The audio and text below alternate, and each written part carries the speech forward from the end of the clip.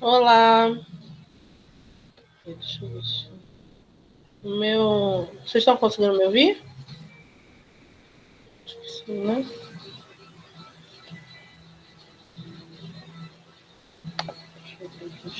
Sim, eu estou conseguindo te ouvir. Tá ótimo, então.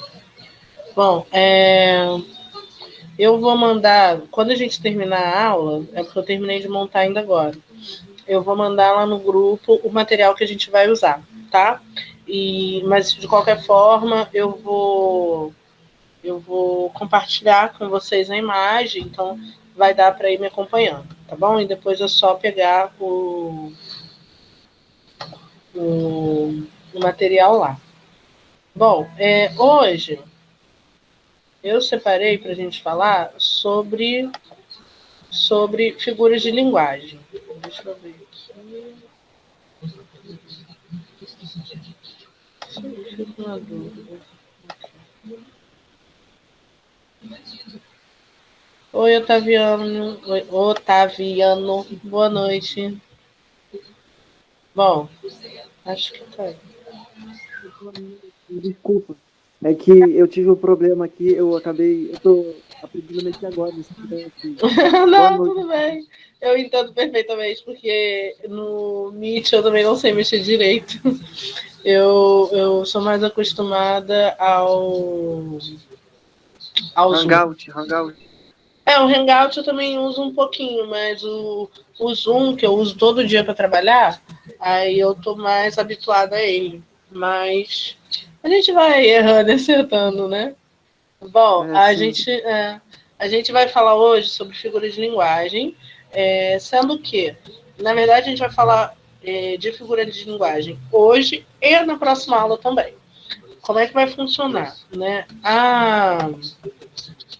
A gente vai fazer. A gente vai hoje ver um pouco a ideia, né, do que é a figura de linguagem em si. E depois a gente vai ver. E na próxima aula a gente vai fazer exercício sobre isso, tá? Porque as figuras de linguagem, elas são bastante cobradas, né, em qualquer prova e tudo mais, não só no Enem. Mas elas são muitas, né? Muito mesmo, muito. Tanto que sempre que eu paro mesmo para estudar, realmente, vou estudar figura de linguagem, eu sempre descubro uma nova que eu não conhecia. Sempre. Então, assim, é um monte, sabe? Parece que eles não têm mais o que inventar, fica pensando, o que eu vou fazer hoje? Vou inventar uma figura de linguagem nova. Porque, assim, é muita mesmo. Então, mas é claro que as principais caem nas provas, né? Também não precisa se desesperar. E a maioria delas a gente consegue se habituar bem facinho, porque elas são as mais comuns, são muito comuns mesmo, né? As que a gente não conhece são aquelas mais difíceis. Então hoje a gente vai ver o que são as figuras de linguagem, quais são as principais, né? Eu vou mandar para vocês também um site que eu gosto muito de conteúdo de língua portuguesa. Lá vão ter outras figuras também que eu não coloquei. E aí vocês podem também se basear um pouquinho por lá, tá? Esse material que eu vou mandar para vocês, eu dei uma olhada nele, né? Eu li e tudo mais, mas eu retirei de um site.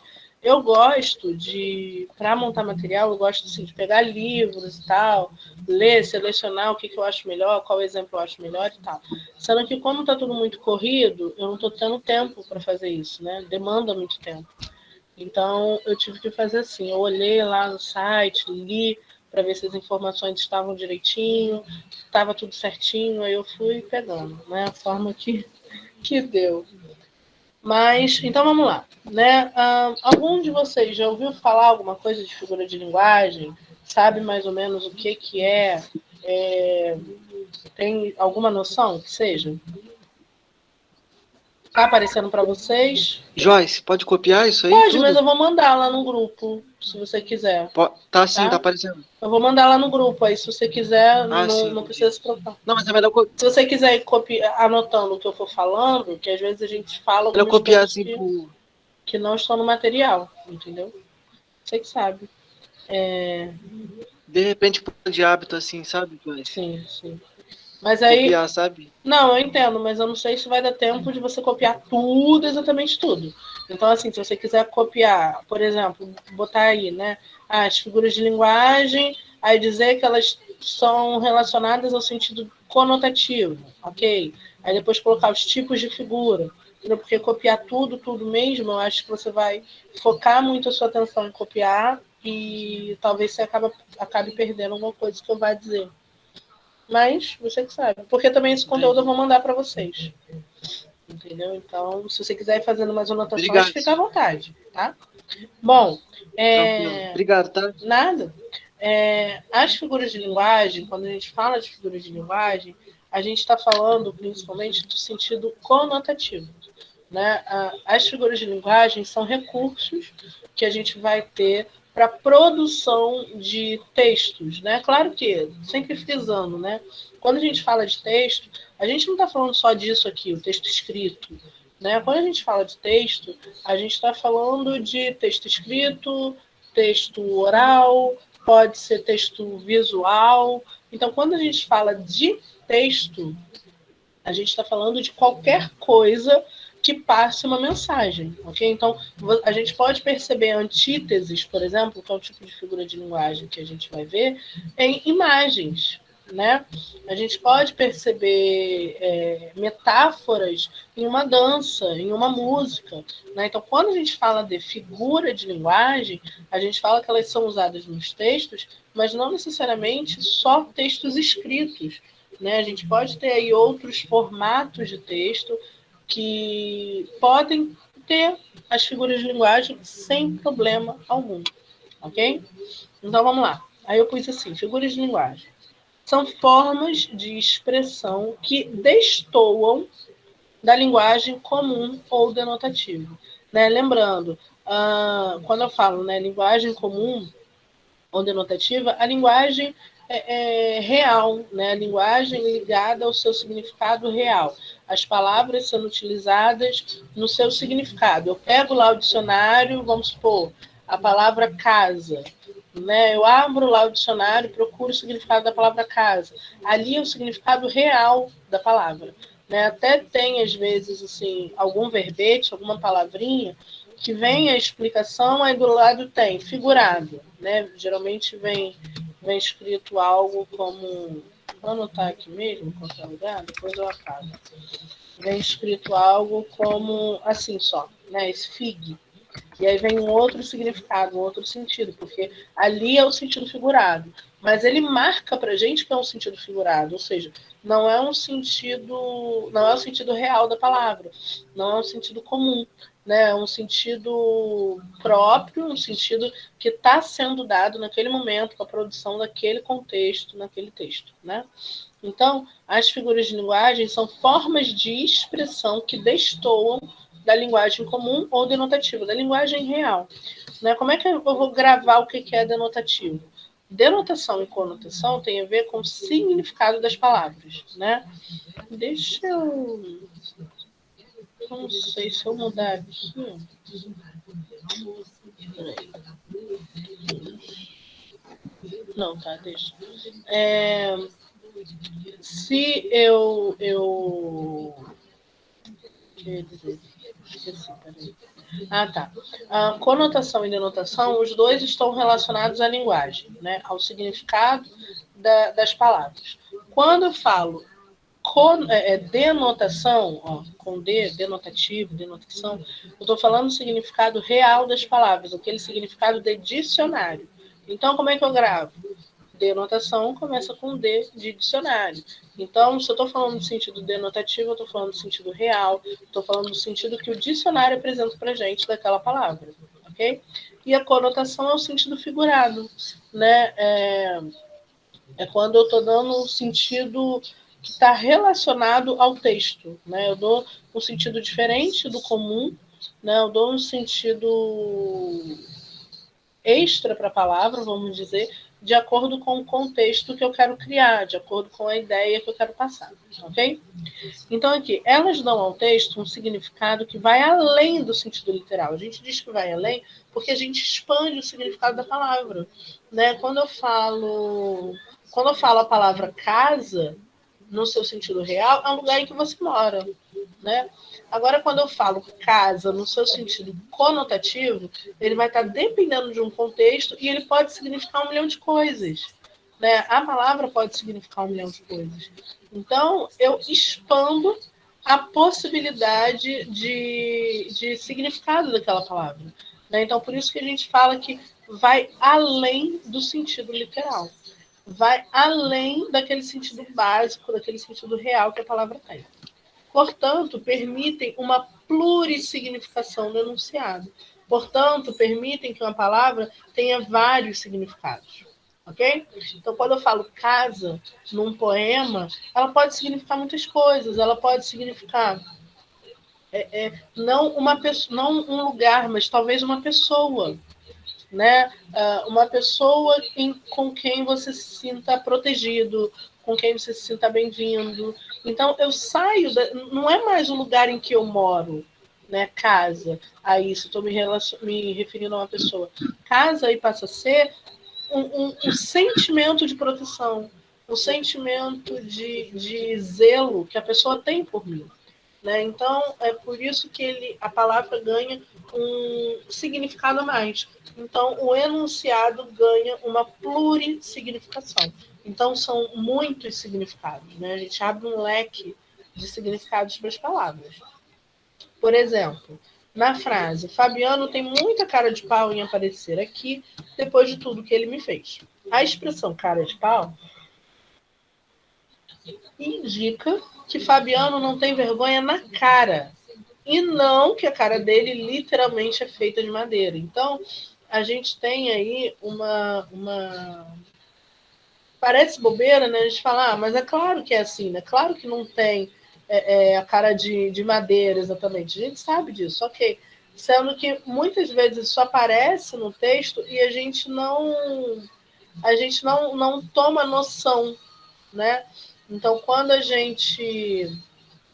O interessante de estudar as figuras de linguagem é que muitas vezes esses recursos aparecem no texto, mas a gente trata com uma normalidade muito grande, quando, na verdade, aquilo carrega muito mais significado. Quando eu falo que a pessoa é cara de pau, né, eu estou querendo dizer várias coisas daquela pessoa. Que ela não tem vergonha na cara, que ela não tem, muitas vezes, orgulho, que já aconteceu alguma coisa e era para a pessoa evitar aquela situação, mas ela faz de novo. Né? Então, uma pequena expressão ela ganha um leque de significados. Ok? Assim, temos as figuras de palavras. Isso aqui são os subtipos das figuras de linguagem. Né? Então, as figuras de linguagem são divididas nesses 4 tipos que a gente tem aqui. As de palavras ou semântica, porque isso aqui são sinônimos. Né? Isso aqui é porque você está mexendo com o significado da palavra. Né? Você está alterando, de alguma forma, o significado da palavra. De pensamento, que é quando ela muda, não é que a palavra deixe de significar aquilo, né? Como casa. Quando eu falei, me referindo a uma pessoa, você é a minha casa. Casa, aí eu mudei o significado da palavra casa. Então eu teria uma figura de palavra, uma figura semântica, né? Porque eu estou mexendo no significado da palavra. Então podem anotar aí, ó, figuras de palavras ou figuras semânticas são aquelas que mexem, que afetam o significado da palavra pontualmente, né? Então aí eu mexi com o significado de casa, né? A pessoa ser uma casa não é bem assim, né? Não casa no sentido que a gente conhece de casa, né? Mas então eu estou mexendo no significado da palavra. Aqui no de pensamento, a palavra ela tem o seu significado respeitado, mas a ideia, né? E quando eu falo de ideia, eu estou falando do contexto. né? Então, aí, eu não pego uma única palavra e mudo o significado daquela palavra. Eu mudo, eu dou a entender, eu utilizo todo o contexto para poder passar aquela ideia. A gente vai ver isso quando a gente trabalhar a antítese. A antítese, o paradoxo. As palavras significam exatamente aquilo ali que elas querem significar, né? Mas a ideia daquele contexto, a ideia daquela frase, ela é modificada. Então, aí a gente tem uma figura de pensamento. As figuras de sintaxe ou de construção são aquelas que mexem na estrutura da frase. A gente vai ver isso quando a gente vira o zeugma, por exemplo, né? O hipérbato. Hipérbato. Acho que é hipérbato. É porque é muito nome, tem uns nomes parecidos, então eu confundo. Eu confesso para vocês que às vezes eu confundo um nome ou outro. Mas quando a gente for ver, a gente vai ver que tem a elipse, por exemplo, você mexe na estrutura da frase. Você às vezes pega uma palavra e passa para o início da frase, quando o lugar da palavra era no final. Você pega a palavra e tira, suprime ela da frase. Um exemplo que a gente tem de uso de figura de construção é o hino nacional, né? Que ele é construído, a frase ela está na ordem direta, mas aí o cara pegou, escreveu na ordem direta e depois foi modificando a ordem de tudo. Né? Ele pega uma palavra que era do final da frase, coloca no início, uma que era do meio, coloca para o final, e faz uma bagunça, né? Um samba doido lá. Então, mas esse é um modelo para a gente de figura de sintaxe, porque você tem a estrutura da frase e essa estrutura ela é modificada para passar uma determinada expressividade para o texto, ok? E a gente tem também as de som e harmonia, que são quando as palavras no texto constroem algum tipo de som, né? Elas são colocadas ali propositalmente. Tem um poema do Drummond que ele está descrevendo que um prédio está desabando e tudo mais. Aí ele fala assim, oi?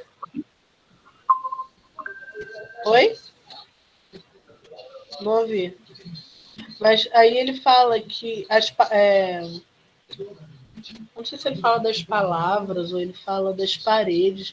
Acho que eram as paredes. Que ele fala assim, as paredes desabalabadavam, né? Ou seja, quando a gente tem essa palavra, primeiro que essa palavra é uma criação, né, do autor, mas quando a gente tem essa palavra, esse desabalabadavam, né, ele está querendo se referir ao desabar da estrutura do prédio, que ele está falando de um prédio, se não me engano, mas ele também quer reproduzir um pouco do som que faz um desabamento, né? Que vai uma coisa por cima da outra, então, né, uma mistura ali de tudo acontecendo.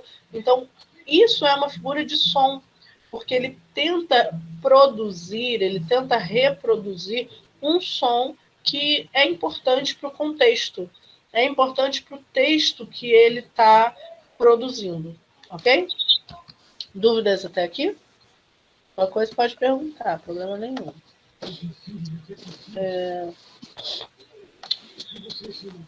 Aqui ele fala, né? Queremos dizer com isso que... deixa eu descer menos um pouco, se estiver anotando.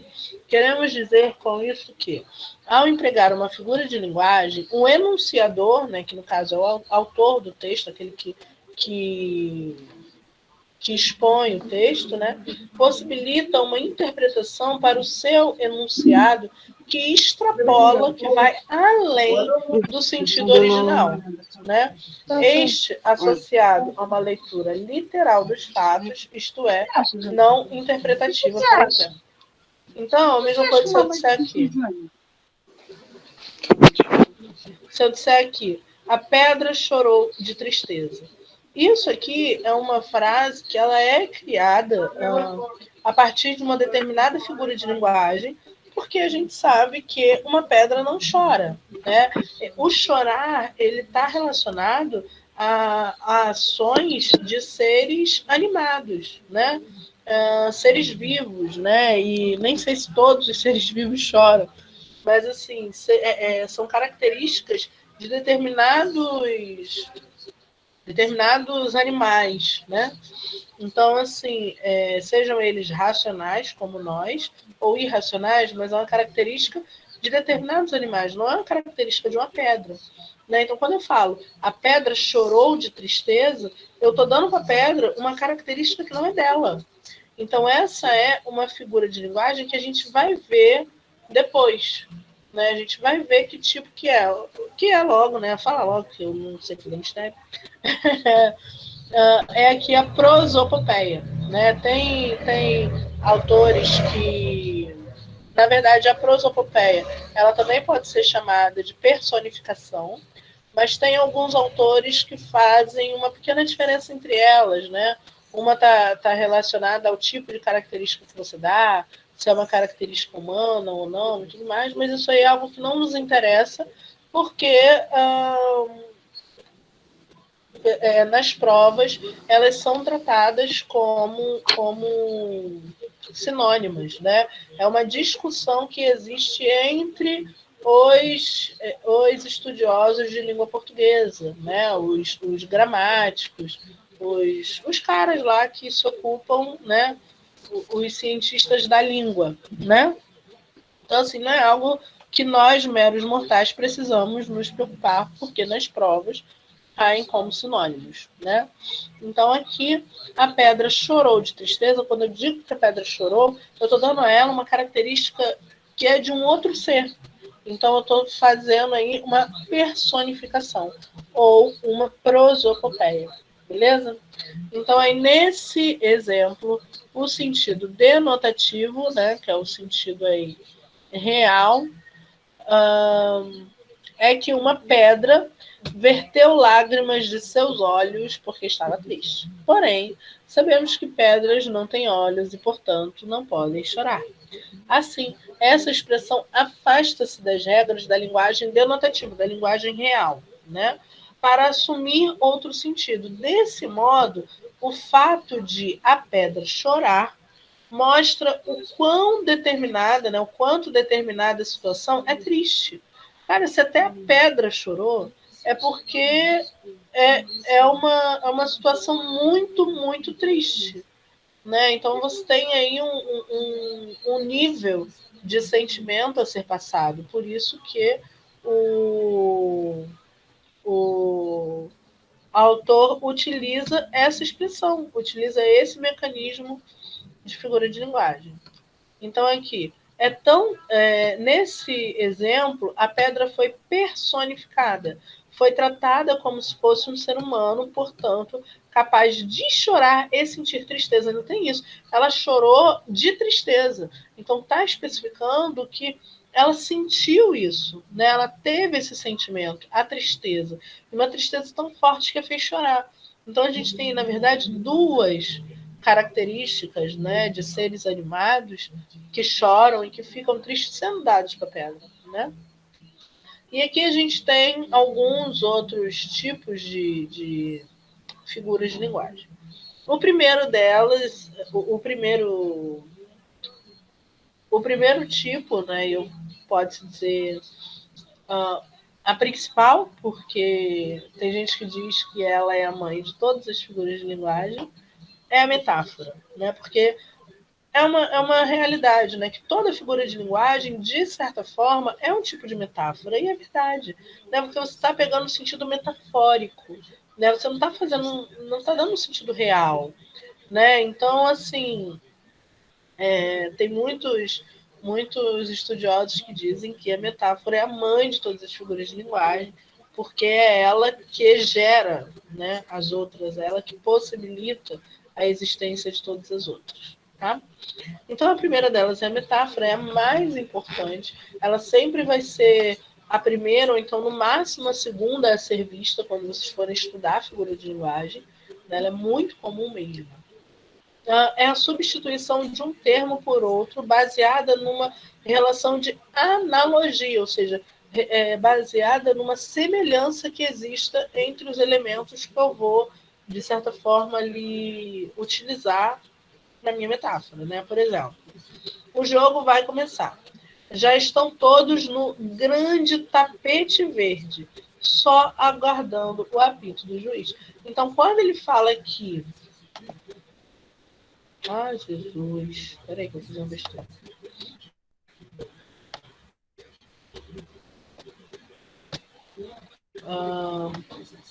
Quando ele fala aqui, né, principalmente... grande também faria parte. Né? Quando ele fala grande tapete verde, não é um grande tapete verde real. Né? A gente está fazendo uma referência aí ao campo. Né? O campo em que vai ser jogado aquele jogo. Né? Claro, se vai ser jogado é um jogo. Em português a gente tem aí essa redundância, né? Se a gente fala jogar um jogo. Né? Mas tá. Então aqui a gente tem esse grande tapete verde sendo utilizada essa expressão no lugar do termo campo. Né? Já estão todos no campo, só aguardando o apito do juiz. Mas por que é feita essa comparação? Né? Porque existe uma relação, uma analogia que a gente pode fazer, que a gente pode estabelecer entre um tapete verde e o campo de futebol. Né? Então, existe uma comparação. Aqui eu até coloquei essa figura, tá vendo? Que está referente a essa frase aqui. Ele, né, alguém, é um leão. Né? Quando eu digo que ele é um leão, bom, pensando em uma pessoa, né, em um homem, porque está no masculino, né?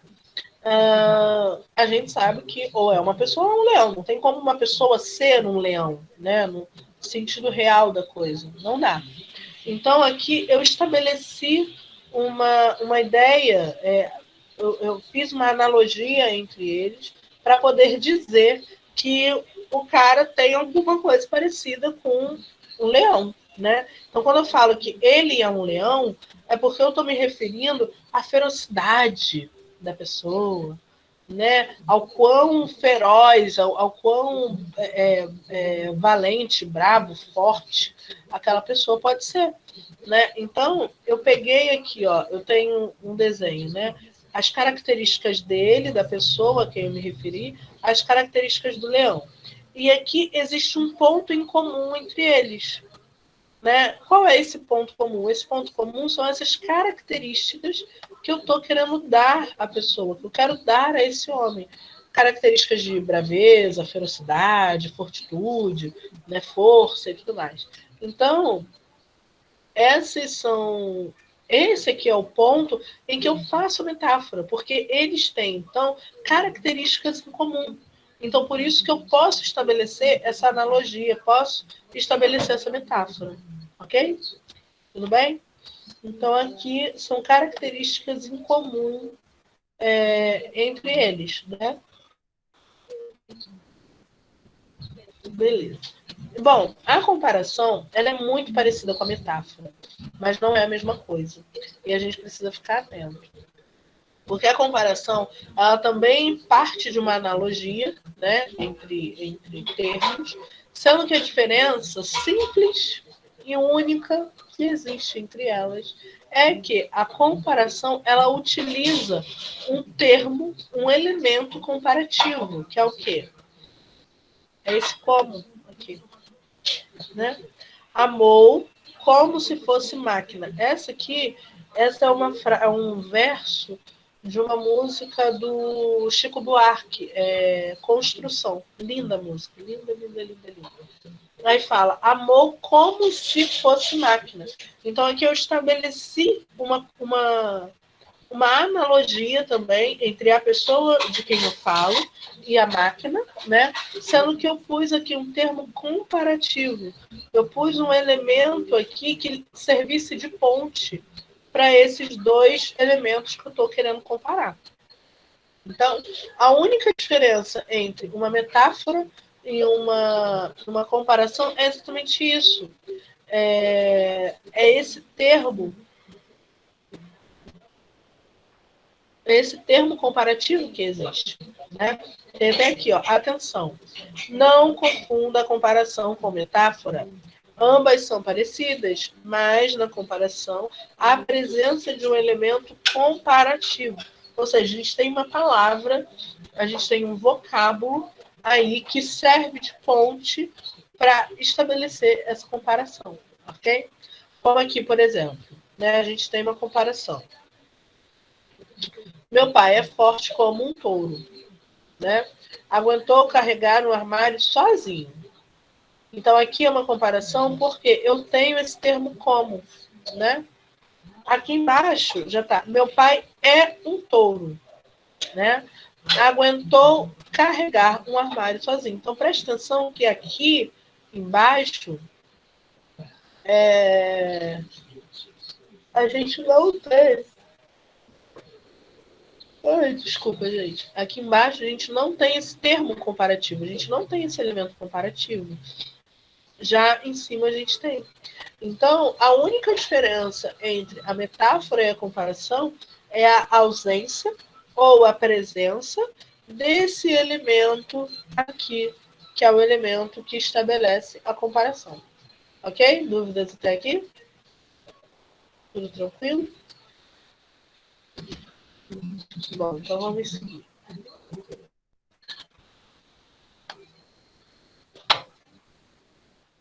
Aqui a gente tem outros tipos, né? A gente tem a metonímia. Não é. Apesar de eu ter comentado lá em cima,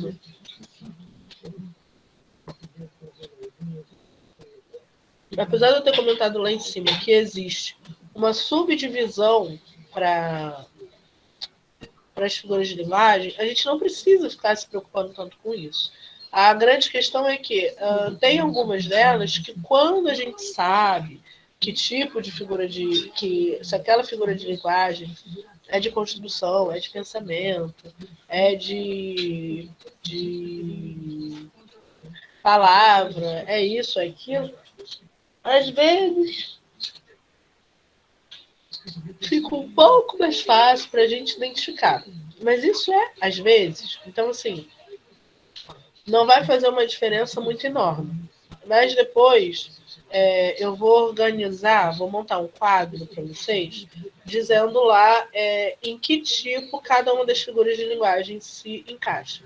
Por exemplo, a metonímia, que tipo de figura de linguagem ela é? A metáfora, o paradoxo, a antítese. Que aí vocês guardam tudo direitinho, só por uma questão de consulta mesmo, caso vocês queiram, tá? Mas não precisa se preocupar com isso no primeiro momento. Bom, metonímia. Acontece quando se emprega um termo no lugar de outro, sendo que entre ambos há uma estreita afinidade ou relação de sentido. Primeiro que a metonímia, aqui a gente tem um tipo, 2, 3. Nós temos aqui 3 tipos de metonímia, mas a gente tem, na realidade, nós temos um monte, nós temos várias. Eu vou mostrar aqui para vocês. Oi. Com licença, desculpa. É que, Nada. tipo assim, eu cheguei hoje no curso, porque o Anderson só falou esses dias pra mim daqui. Aí, só uma dúvida rapidinho. Sim. Se eu tiver dúvida, assim, da matéria, eu posso trazer pra você e te mandar por aqui mesmo, aí você responde?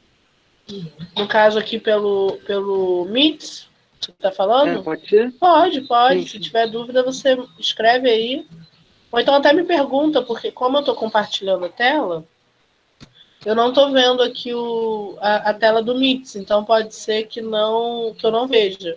Se você me perguntar mesmo, pode ser melhor, entendeu? Tranquilo. Mas pode mandar sim, claro. Vou pegar essa matéria que você está mandando, vou copiar toda e vou tentar estudar bastante. Aí, se tiver uma dúvida, eu te mando, beleza? Tá, pode. Obrigado. Fica à vontade. Obrigado. Peraí, que aqui tem nada. Peraí. Eu tô no S aqui. Bom, então tem vários tipos de metonímia, mas é porque eu particularmente não sou o tipo de pessoa que gosta muito de decoreba, né? De decorar as coisas. Eu não gosto, não. Me irrita. Aí tem gente que fala, então por que você estuda português? Eu falo, porque português não decoreba, não tem nada a ver uma coisa com a outra. Né? Então, assim, eu não gosto. Eu não gosto de coisas de tabelas e tudo mais. É claro que é bom para consulta. Pô, eu estou fazendo um trabalho, eu tenho uma tabelinha aqui com os nomes das figuras de linguagem. Né? Eu tenho aqui a relação das figuras, as características, tem dizendo se é uma figura de pensamento, de construção, o que ela é. Eu vou usar aquilo ali para consulta. E conforme eu for fazendo o trabalho, aquilo vai entrando na minha cabeça, porque eu vou entendendo. Mas não porque eu vou pegar aquilo e vou ficar massacrando na minha mente, né? Vou ficar massacrando até entrar tudo na cabeça. Né? Para mim, particularmente, isso não funciona. Para mim, isso é uma roubada, né? Eu prefiro usar como consulta, tá? É diferente. Então, aqui é a metonímia. A gente tem vários tipos de metonímia, tá? Muitos mesmo. Mas vai estar no outro link que eu mandar, mas eu acho que até depois que eu terminar a aula de vocês, antes de enviar esse material, eu vou colocar aqui os outros tipos, só para vocês poderem consultar, tá? Eu vou colocar aqui, vou completar aqui, porque aqui só tem 3, 4 tipos só. A gente tem um monte de metonímias, tá? Então aqui, por exemplo, né, sei que ela adora Fernando Pessoa. Quando eu digo sei que ela adora Fernando Pessoa, eu não estou dizendo que ela adora a pessoa que ele foi ou que ele é, também porque ele não está mais vivo, né? Então, assim, mas eu estou me referindo à obra dele, né? Eu estou me referindo àquilo que ele escreveu, àquilo que ele produziu. Eu, Joyce, por exemplo, aqui, autor brasileiro, eu gosto muito, adoro mesmo, de verdade, a Cecília Meirelles. Adoro Cecília Meirelles. Adoro Clarice Lispector, né? São pessoas, assim, que são de o Drummond. Gente, eu sou apaixonada no Drummond, muito mesmo, demais. Carolina de Jesus também gosto muito. Então, assim, eu posso dizer, eu gosto de Carolina de Jesus. Eu não estou falando, me referindo à pessoa dela especificamente, porque eu não a conheci, não convivi com ela, né? Apesar disso não nos impedir de admirar alguém. Mas eu não estou me referindo à pessoa, eu estou me referindo ao trabalho dela. Estou me referindo à produção dela, ok? Então, aí a gente está fazendo o quê? A gente está usando uma metonímia que se chama trocar o autor pela obra. Ou seja, eu utilizo o nome do artista, né? Isso pode ser qualquer tipo de artista, no lugar da obra dele. Fico encantada com o Salvador Dalí. Eu fico encantada com as pinturas que ele faz, com as obras dele. Né? E não com ele especificamente. Então aí eu estou tirando o nome da obra dele para colocar o nome dele, né? Mas eu me refiro àquilo que ele produziu. Eu gosto de Chico Buarque, eu gosto das canções do Chico Buarque, né? Assim por diante. Então aí eu estou dando a ideia do autor pela obra, por aquilo que ele produziu. Beleza? Bom, aqui a gente tem também parte pelo todo. Preciso de um teto para morar. Ué, a gente precisa só do teto? A gente não precisa do restante? Né? Não, quando eu digo eu preciso de um teto para morar, eu preciso de uma casa. Né? Eu preciso de um lugar para morar. Mas aí eu estou fazendo uso de uma parte da casa, né, para me referir a ela toda. Né? Gente, peraí, só um minutinho, já volto. 2 segundos. Já vai.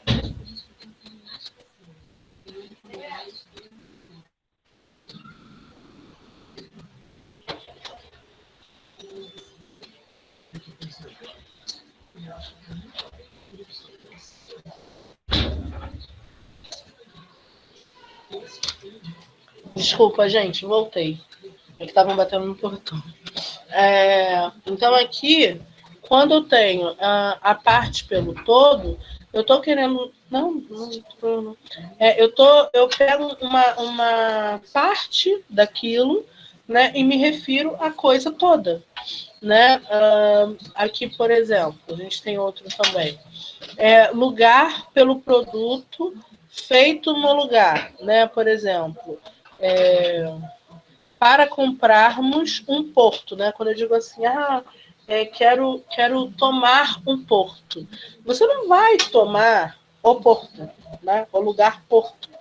Mas eu estou me referindo aí, então, ao vinho que é produzido naquele lugar, em Porto, né? Em Portugal, né? Uma cidade de Portugal, na cidade do Porto. Então, aqui a gente está utilizando o nome do lugar para nos referirmos a alguma coisa que é produzida lá.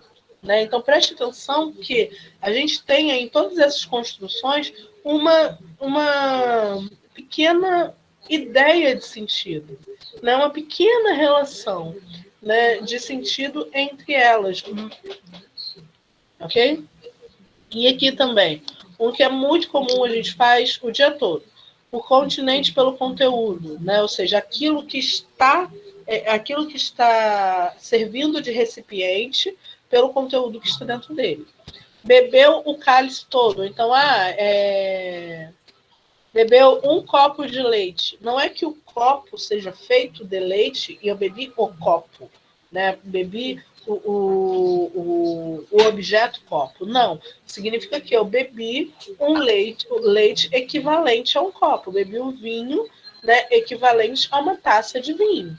Né? Então, aí a gente está trocando o continente, né, a coisa que contém, pelo conteúdo, aquilo que está dentro dela. Okay? Então, a gente tem aí também uma relação de sentido entre as partes, entre os elementos. Ok? Bom, a sinestesia é uma das minhas preferidas. Eu acho linda a sinestesia, de verdade. Eu acho assim, de uma sensibilidade muito legal. Gosto mesmo. Eu não sei se é porque também os textos em que eu encontrei a sinestesia foram textos muito sensíveis, muito, muito bem feitos e tudo mais, mas eu sou encantada pela sinestesia. A sinestesia é quando a gente mistura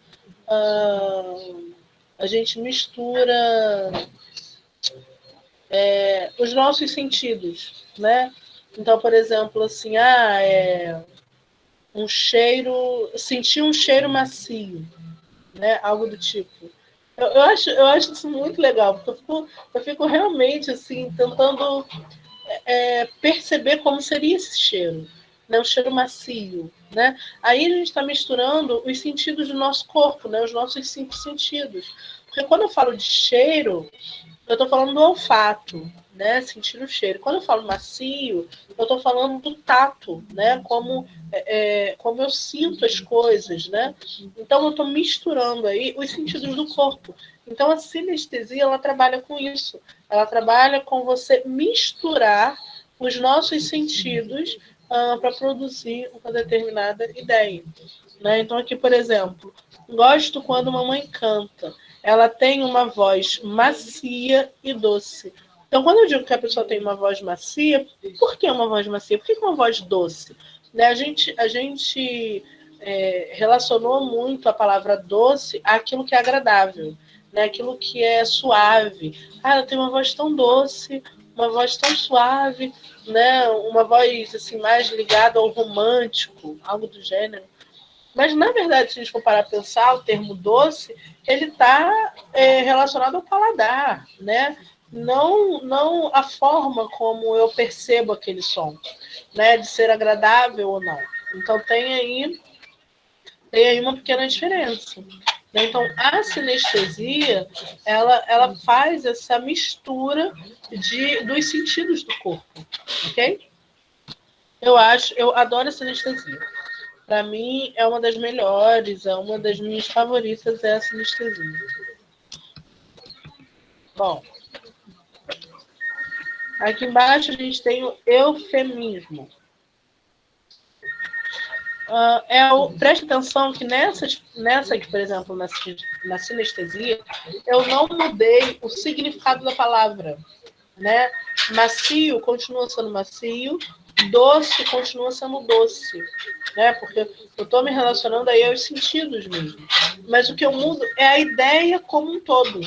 Eu mudo o contexto como um todo, né? Então aí eu tenho uma figura mais relacionada ao pensamento, mais relacionada à ideia que aquilo causa. As palavras em si, o significado delas é mantido, é respeitado, mas a questão é a ideia que aquele contexto me passa, aquele contexto como um todo, ok? Bom, aqui a gente tem eufemismo.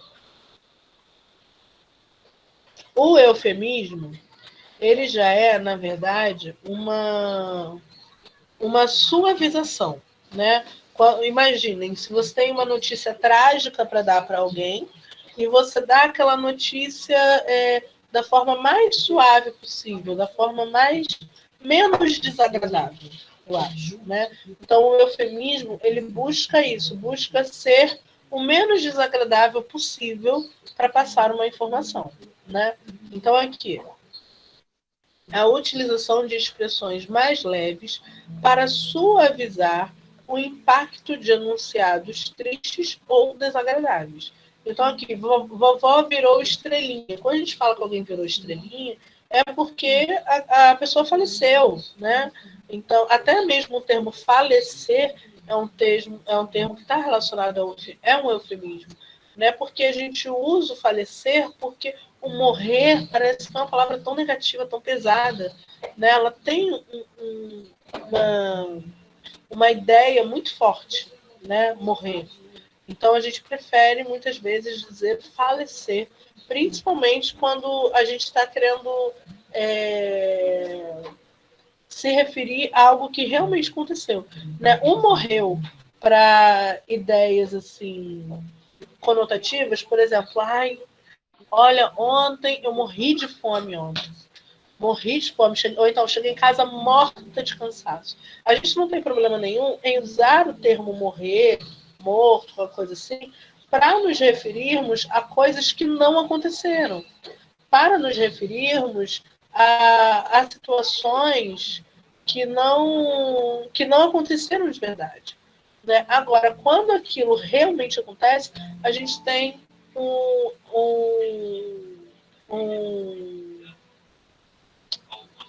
qual é a palavra? A gente tem uma resistência a usar. Então, a questão aí não é nem a palavra em si, mas é a ideia que ela passa. É uma ideia real, aquilo de verdade aconteceu ou não? Né? Se realmente tiver acontecido, a gente tem um bloqueio aí um pouco maior para utilizar, né? Então, o eufemismo é isso, é essa suavização. A personificação, a gente comentou ali em cima, né, quando a gente falou da pedra, também conhecida como prosopopeia, acontece quando se atribui a seres inanimados ou seres irracionais, também é interessante, porque, por exemplo, um cachorro. Um cachorro é um ser animado, né? Mas ele não é um ser humano. Então, dependendo da característica que eu for dar para ele, eu estou fazendo também uma personificação, uma prosopopeia. Porque eu vou estar dando para ele uma característica humana, né? Então, se eu tenho aqui, quando se atribui a seres inanimados ou irracionais, qualidades ou sentimentos próprios de seres humanos, ok? Aí aqui um exemplo. O sol amanheceu triste e escondido hoje. Né? Quando eu digo o sol amanheceu triste e escondido, né? Aqui eu estou dando características nossas para o sol, né? Características humanas, né? Características de seres vivos, de seres animados para o sol. Né? Então, mas o que eu quero dizer com isso? Eu quero dizer que amanheceu, mas o sol não estava forte. Não estava aquele sol que queimava a pele, muito pelo contrário. Estava aquele sol fraquinho, aquele sol suave, né? E também o céu estava meio encoberto de nuvens, ou seja, ele estava meio escondido. Então, assim, eu utilizo expressões, eu utilizo termos comuns aos seres humanos para poder me referir a características de seres inanimados ou seres irracionais. Ok? Tudo bem? Bom, A silepse, já não tem nem mais tanta coisa pra gente ver, porque não são... A silepse, ela já é... deixa eu ver um negócio aqui. Vocês estão vendo qual tela ainda? O Word? Tem duas questõezinhas aqui que eu acho que dá pra gente fazer. Tá. Vamos lá. Voltando aqui. Então, aqui é a silepse. É uma figura de construção que ocorre quando se faz concordância com um termo oculto na oração, mas que é facilmente subentendido. A concordância é feita com a ideia que esse termo representa. Por exemplo, quando eu digo assim, dizem que os cariocas somos poucos dados aos jardins públicos. Aqui acho que seria pouco dados, né? Somos pouco dados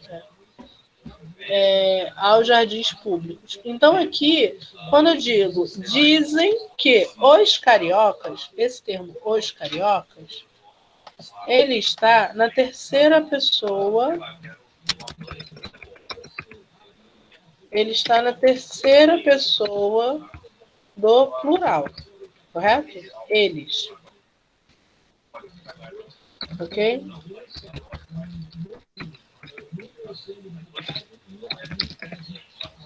Tudo bem? Ele faz referência, então, a essa pessoa aqui. Terceira pessoa do plural.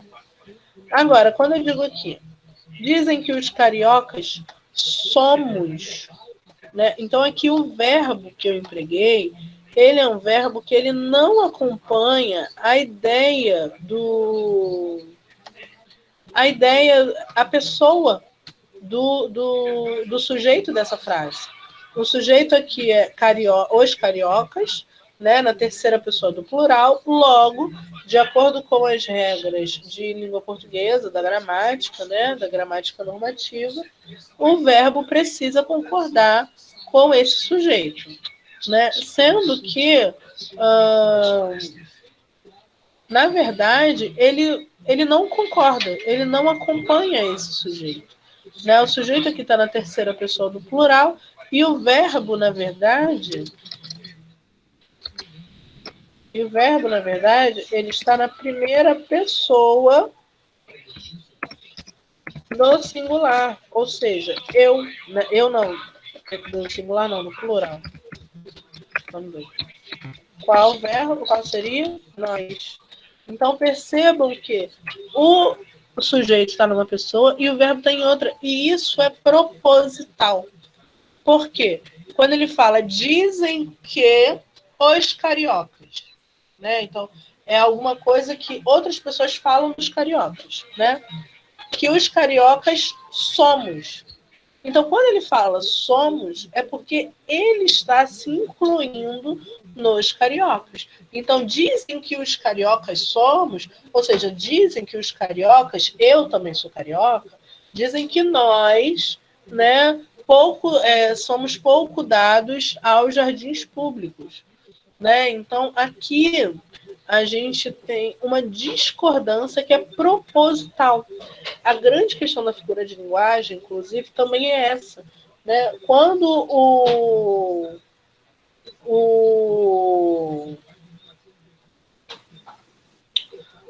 autor utiliza as figuras de linguagem, ele precisa utilizá-las da forma mais consciente possível. Né? E também, se ele vai fazer esse tipo de construção aqui, que se baseia em uma discordância, se baseia em não acompanhar o sujeito, ele precisa ter um domínio da língua portuguesa. Né? Porque ele precisa fazer essa discordância de forma consciente. Ok? É aquilo, né? Até mesmo para a gente fazer errado, a gente precisa saber fazer a forma correta. Né? Então, até mesmo para você errar, o ideal é que você erre sabendo como se faz a forma correta. Para você errar com consciência e você ter como defender até mesmo o seu erro. Né? Então, assim, é interessante. é interessante esse tipo de domínio que a pessoa precisa ter para poder conseguir construir bem esse tipo de figura de linguagem, ok? Bom, aqui, pleonasmo. O pleonasmo é quando a gente causa um tipo de redundância, também proposital, para poder dar uma ideia de intensificação, né? O pleonasmo, a gente pode dizer que a gente tem de dois tipos, né? O pleonasmo como figura de linguagem e o pleonasmo como vício de linguagem, né? O que a gente chama de pleonasmo vicioso. Qual é a diferença entre eles? O pleonasmo de figura de linguagem, ele é usado de forma muito consciente. O autor o utiliza com a ideia mesmo de reforçar um pensamento, né? de intensificar uma ideia. Então, isso é proposital. Né? Agora, quando é o pleonasmo como vício de linguagem, a pessoa utiliza e nem percebe que utilizou. Né? Então, é aquele famoso subir para cima, descer para baixo, entrar para dentro, né? Encarar de frente. Esse encarar de frente, as pessoas utilizam muito e muitas vezes nem percebem que é um pleonasmo. Cara, se você vai encarar, né? Porque você está ali, com a cara no perigo, né? Tá rindo na cara do perigo. Então, se você vai encarar, só pode ser de frente, não tem como você encarar de costas. Senão você não está encarando, você está evitando, né? Então tem aí uma diferença. Então, o pleonasmo, ele tem esses dois tipos. Quando ele é utilizado como uma figura de linguagem e quando ele é utilizado como um vício de linguagem, que é, inclusive, até bastante...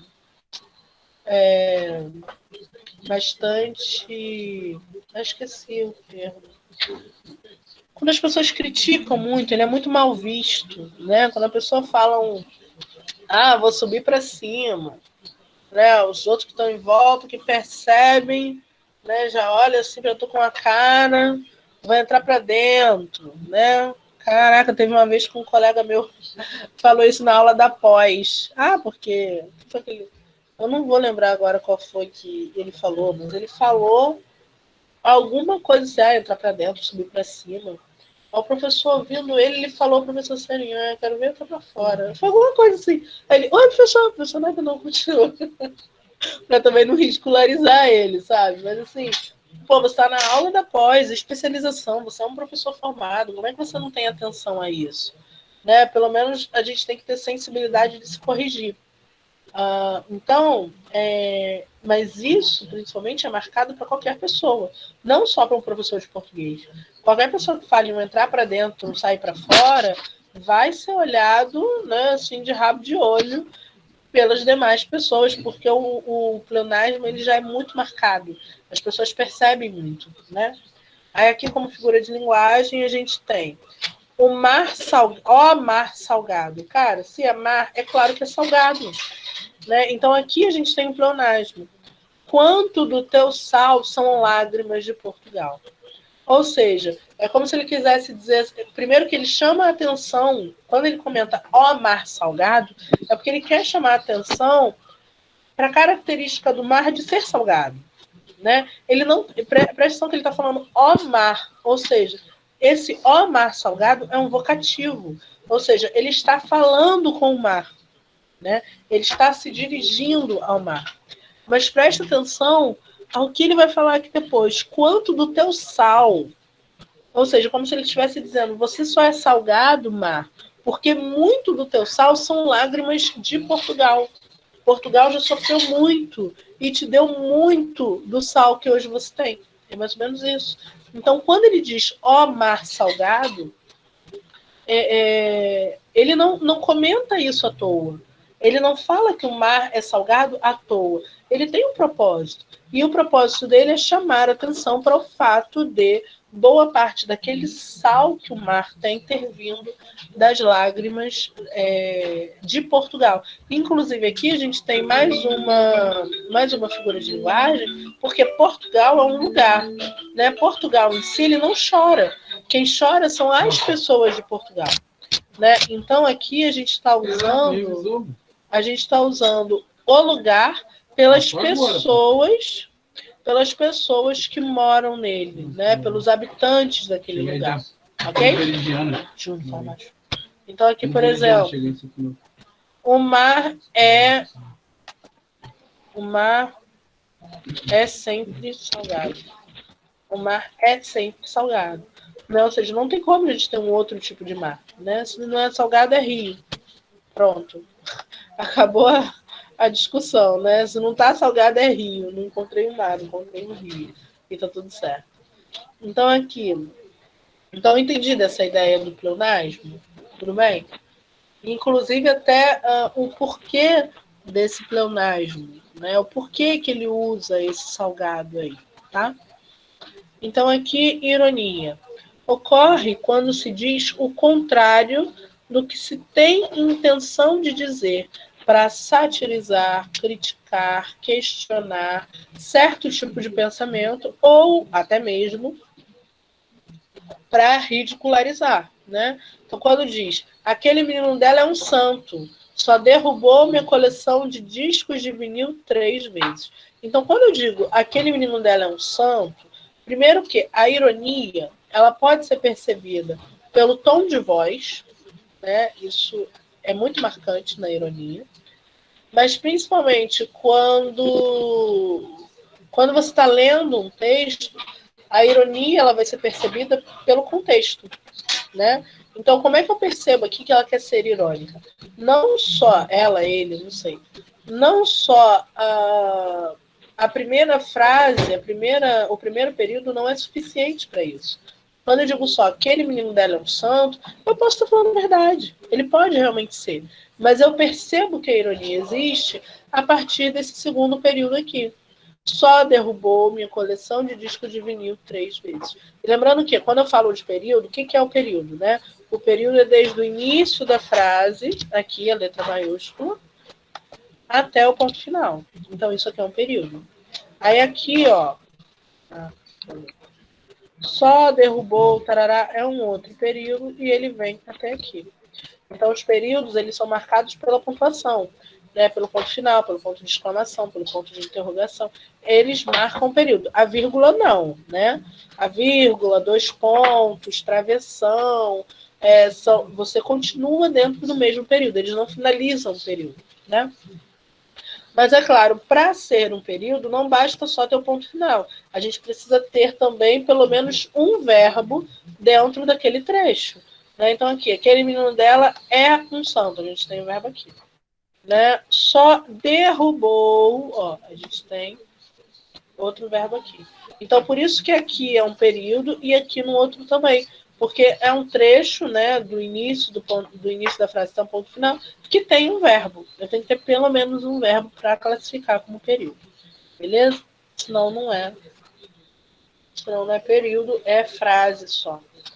Frase nominal. Ok?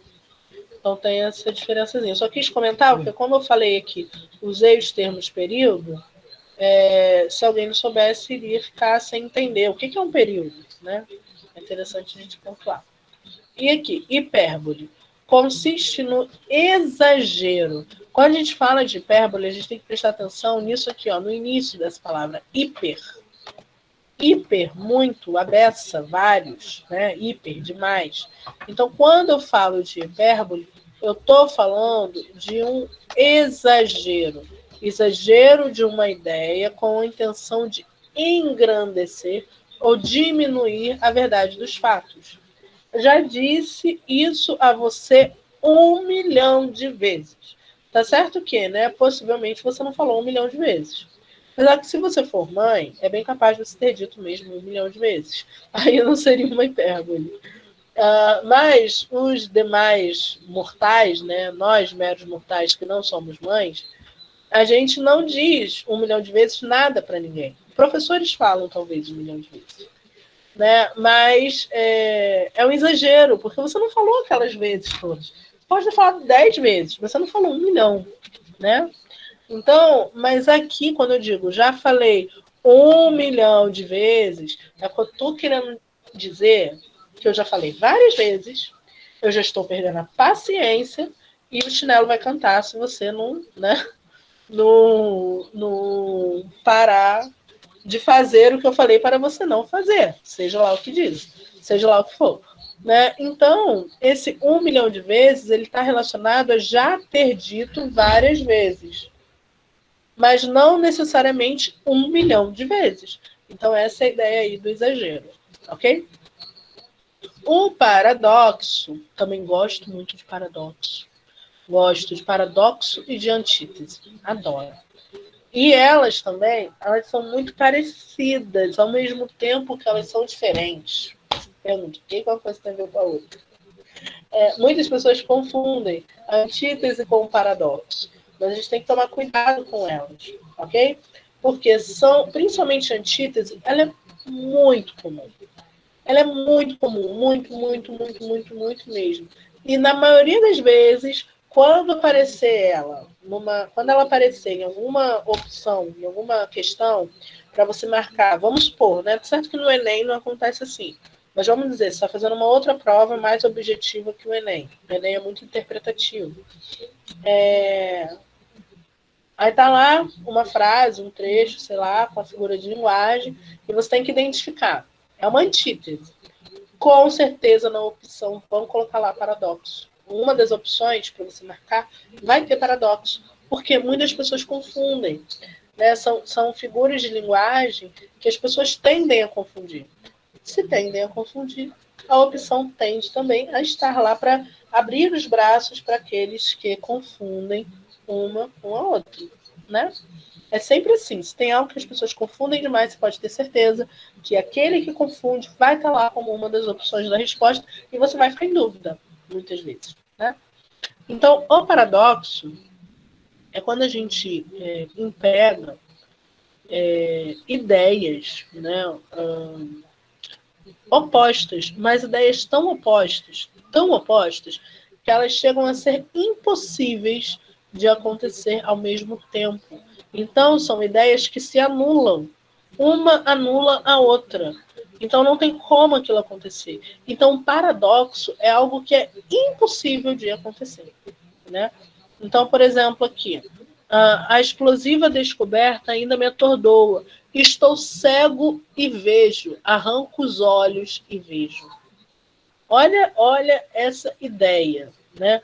A explosiva descoberta, ou seja, não é uma descoberta qualquer. Ele poderia só dizer, a descoberta ainda me atordoa, mas não. Ele usou esse adjetivo, e é um adjetivo tão forte, explosiva.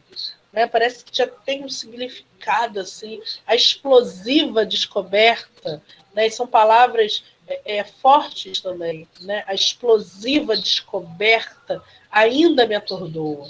Então você tem aí 2 versos, né? Quando a gente fala de versos, a gente, dentro do poema, a gente está falando de cada linha do poema, né? Isso aqui é um trechinho de um verso do Drummond, maravilhoso, eu amo, adoro Drummond. Então, cada uma dessas linhas são um verso diferente. Então aqui a gente tem o que a gente chama de uma quadra, né? 4 versos. Bom, quadra ou quarteto também pode ser. Então aqui, aí ele fala, estou cego e vejo, arranco os olhos e vejo. Olha isso, estou cego e vejo. Ou seja, ainda que ele não esteja enxergando, ele continua vendo aquela descoberta, porque ele está atordoado. Aquilo está na mente dele, não é algo mais que está somente nos olhos, está na mente. Aí ele fala, arranco os olhos e vejo. Ele arranca os olhos, ele não tem mais olhos, ele pode arrancar os olhos, mas ele vai continuar vendo, porque aquela explosiva descoberta ainda continua atordoando. Então, a gente tem aí uma ideia totalmente paradoxal. Uma ideias, né, na verdade, totalmente impossíveis.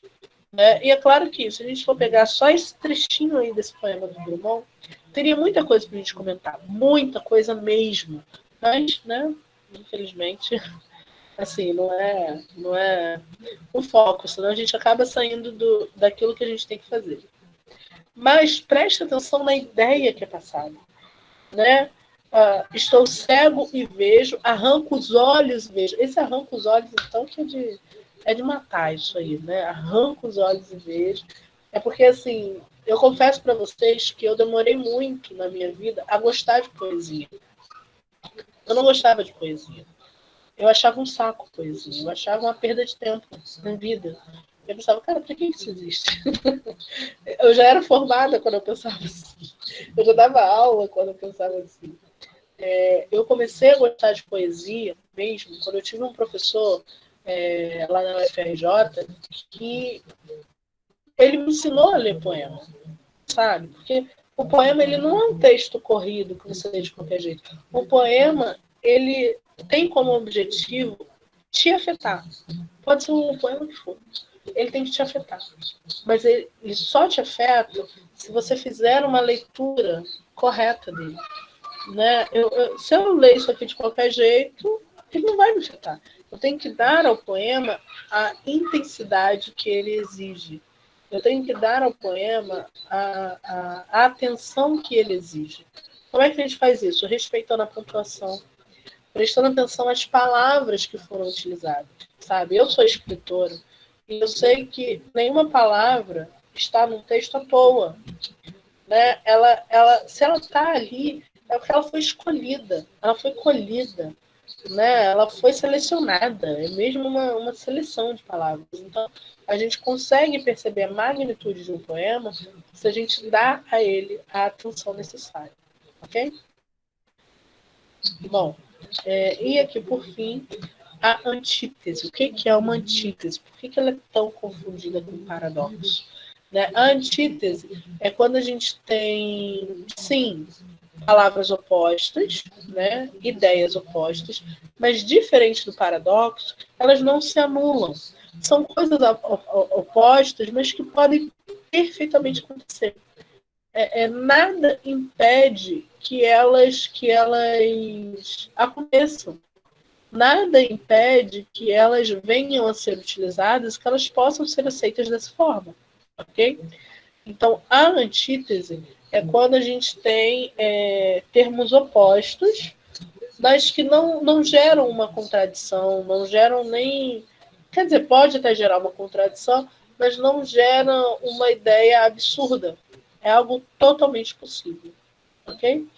Por exemplo, aqui. Um misto de alegria e tristeza tomou conta de Jonas quando pisou novamente na rua onde havia passado sua infância. Então, quando ele diz aqui, ó, ele já fala, né, é um misto, ou seja, uma mistura mesmo, né? Se você vai misturar, geralmente são coisas diferentes, não necessariamente opostas, mas diferentes. Aqui ele fala um misto de alegria e tristeza. A gente tem exatamente duas ideias opostas, mas dois sentimentos opostos. Mas não necessariamente uma pessoa não pode ficar triste e alegre ao mesmo tempo. Você pode ficar alegre com a situação, mas ao mesmo tempo aquela situação que te deixa alegre te trazer recordações que mexem também com o seu emocional e te deixam triste. Né? Não é algo fora do normal, algo incomum. Ok? Tudo bem? Então, aqui, atenção, não confunda antítese com paradoxo. Tá? Aqui a gente tem o exemplo de antítese. A verdade e a mentira fazem parte do dia a dia. Sim, a verdade e a mentira. Horas a gente fala a verdade, horas a gente mente. A gente às vezes mente em detalhes, mas mente, né? Ou talvez nem a gente minta necessariamente, mas outras pessoas talvez possam mentir para a gente, ou seja, a mentira está presente, assim como a verdade. Ninguém vive também só mentindo, não tem como. Né? Tem gente que tenta, a gente sabe, mas a pessoa já ficou conhecida como mentirosa, né? As pessoas sabem que ela mente, então não tem como uma pessoa viver só de mentiras, né? E aqui, os mesmos braços que serviram de abrigo, hoje transmitem solidão.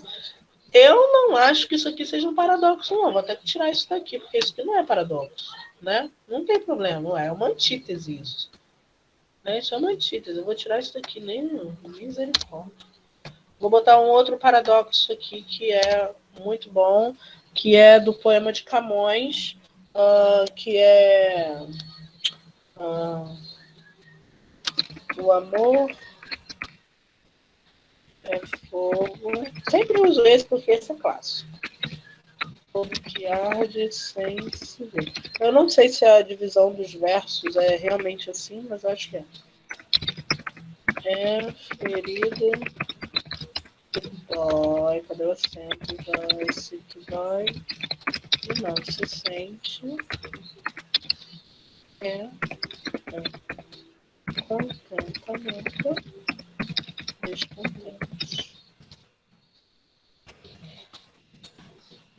É dor que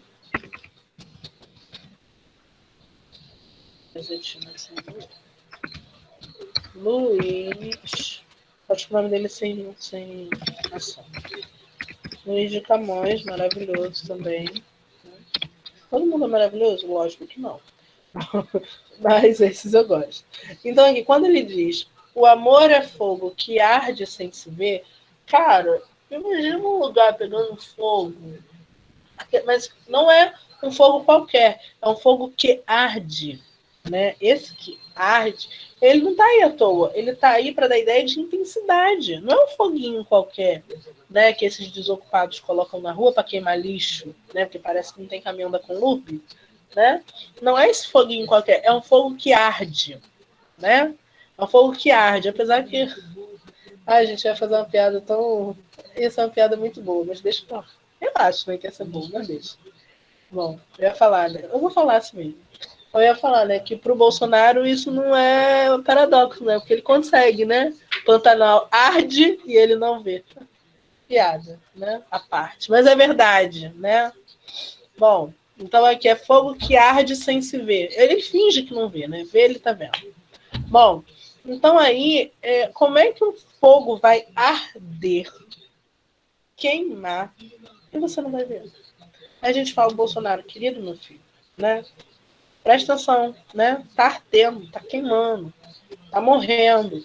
E aquele ser humano finge que não vê, né? É ferida que dói e não se sente. Como é que uma ferida vai doer? Vai doer e você não vai sentir. Ele deixa muito claro, né? Ele deixa muito claro que não é um fogo qualquer, é um fogo que arde.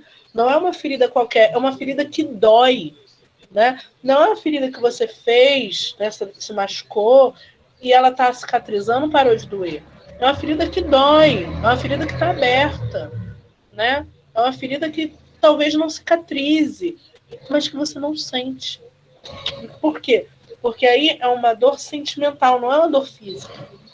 Então, é uma ferida que dói no seu sentimental, mas que você não sente necessariamente no seu corpo, né? E aí é um contentamento descontente. Como é que você vai ter um contentamento, algo que te deixa contente, mas que é descontente, que te deixa descontente ao mesmo tempo? Ou seja, porque o amor, ele é aquela montanha-russa muitas vezes, né? Você está contente, você não está, você sofre por amar alguém, ao mesmo tempo você é feliz porque você ama alguém. Então você tem essas, né, essas impossibilidades aí. É dor que desatina sem doer. Ou seja, é uma dor que ela dispara, né? Aquela dor que dispara, que te, né? Aquela dor lacinante, mas que não dói, né? Então, o paradoxo, ele é construído por meio dessas ideias que se anulam, essas ideias tão opostas mas que dão uma expressividade muito rica, eu acho, pelo menos, para o texto. Ok? Bom, a gente vai parar aqui e eu vou, na próxima aula, Eu vou. Né? A gente diz, né, algumas verdades. Coube, né? Não é necessariamente um paradoxo, fogo que arde sem se ver. Então é isso, tá? Alguma dúvida, alguma pergunta que vocês queiram fazer? Na próxima. Fala, Débora. A aula foi bem clara, só não prestei muita. Quer dizer, na verdade, eu prestei não prestando atenção, outro paradoxo aqui, porque eu tô passando mal. Aí eu fui no banheiro, vomitei, você estava falando uma Eita, não gente. prestei atenção. Mas eu prestei atenção no restante das coisas e vou dar uma Tá, revisada, tá? Até onde eu estava vindo, estava tranquilo, sim. tá ótimo, tá ótimo. Na próxima aula de português, demora um pouquinho, mas vai ter. A gente vai fazer exercício sobre isso. Então, podem dar uma pesquisada se quiser, podem assistir videoaula, podem assistir a essa aula depois, que aí na próxima a gente vai só fazer exercício. Eu vou selecionar aí vários do Enem, mas também outros que não sejam do Enem, né, para a gente poder fazer aí e ficar craque, ok? Para não causar confusão na hora da prova. E a gente vai também comentar outras figuras de linguagem que a gente não comentou hoje, tá? Eu vou botar exercício de várias. E o que a gente não comentou hoje, eu dou uma explicadinha ali na hora, para ninguém ficar com dúvida. Beleza? Tudo bem, então? Beleza? Então tá ótimo. Eu vou mandar o. Eu vou colocar as outras questões ali daquela ali que eu falei, que eu esqueci, e depois eu mando para vocês, tá? Não, Otaviano, não sou eu que estou dando redação, eu estou dando português e literatura só. Quem está dando redação é a Naomi. Naomi? Acho que é Naomi que fala. Ela está dando redação, o pessoal está gostando bastante, está elogiando, então acho que está sendo bem legal. Tá bom? Valeu? Mas qualquer coisa pode me mandar que, podendo ajudar, eu ajudo, tá? Então é isso, gente. Até a próxima aula. Fiquem com Deus. Bom final de noite aí para vocês. Até a próxima, Melhoras, Débora. professora. Tchau, tchau.